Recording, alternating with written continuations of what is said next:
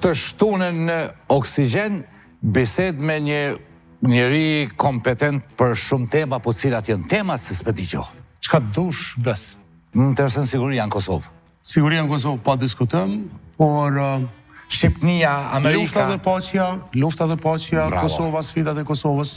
Bravo. Shqipnia, Kosova në arenën ndërkombëtare, lufta hibride, kërcënimi serbo-rus dhe mediat si betej për demokraci. Politika jone janë tek ne... Këto ditës jo, Okej, jo. por politika po, gjithçysh. Po. Politika është proces që e modelon jetën tonë. Është e pashmangshme. S'kemi çare pa e analizu. A du të bëj pa krejt popullë shqiptar, a hafijet jo?